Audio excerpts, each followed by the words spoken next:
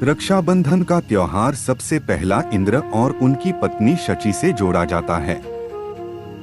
इसके बाद यमराज और उनकी बहन यमुना, इसके बाद राजा बलि, भगवान वामन और माता लक्ष्मी की कथा से इस पर्व को जोड़कर देखा जाता है। इसके बाद इस पर्व की परंपरा में भगवान श्री कृष्ण और द्रौपदी की कथा का उल्लेख मिलता है। मान्यता के अनुसार रक्षाबंधन के त्योहार को द्रौपदी और श्री कृष्ण के संबंध को लेकर भी याद किया जाता है। श्री कृष्ण ने कई मौकों पर द्रौपदी की रक्षा की थी। कहते हैं कि दोनों ही अच्छे मित्र होने के साथ ही दोनों में बहन भाई का रिश्ता भी था। द्रौपदी का स्वयंवर। भगवान श्री कृष्ण ने द्रौपदी के स्वयंवर में शिशुपाल, जरासंध और अन्य राजाओं से द्रौपदी की रक्षा की थी। वह अपना सुदर्शन चक्र निकालकर सभी को भयभीत कर देते हैं। सुदर्शन चक्र को देखकर शिशुपाल और दुर्योधन सहित सभी भयभीत होकर वहां से चले जाते हैं। इस पर श्री कृष्ण का सुदर्शन चक्र और बलराम का हल गायब हो जाता है और तब श्री कृष्ण अर्जुन की ओर देखकर मुस्कुराते हैं और उसके पास आकर कहते हैं, वीर धनुर्धर, तुम निर्भय होकर द्रौपदी को लेकर यहाँ से जाओ। ये आज से तुम्हारी हुई। हम देखते हैं कौन तुम्हारा पीछा करता है। यह सुनकर द्रौपदी हाथ जोड़कर श्री कृष्ण से कहती हैं, आज आपने हमारे प्राणों की रक्षा की है, इसके लिए मैं आपको प्रणाम करती हूँ और जीवन भर आपकी आभारी रहूंगी केशव। यह कहकर द्रौपदी श्री कृष्ण के चरण छू लेती हैं।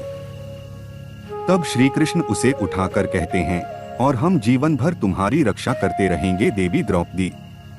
यह सुनकर द्रौपदी कहती हैं, वचन दे रहे हो द्वारिकापति, इसे निभाओगे भी?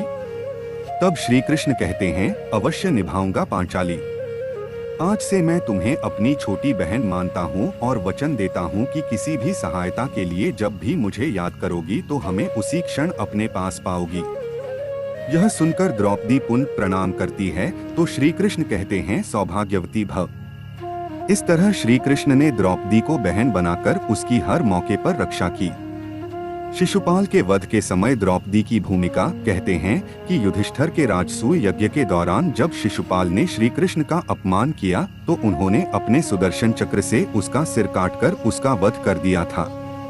इस दौरान भगवान श्री कृष्ण की अंगुली में चोट लग गई तथा खून की धार बह निकली। यह सब द्रौपदी से नहीं देखा गया और उसने तत्काल अपनी साड़ी का पल्लू फाड़कर श्री कृष्ण के हाथ में बांध दिया और खून बहना बंद हो गया।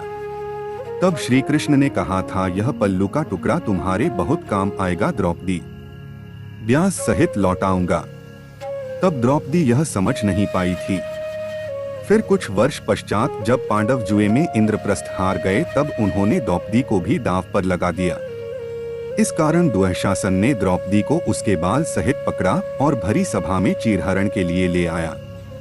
उस समय द्रौपदी ने श्री कृष्ण को पुकारा। तब श्री कृष्ण ने चीर बढ़ाकर इस बंधन का उपकार चुकाया और द्रौपदी की साड़ी को इतना लंबा कर दिया कि दुःशासन खींचते खींचे थक हार कर गिर पड़ा।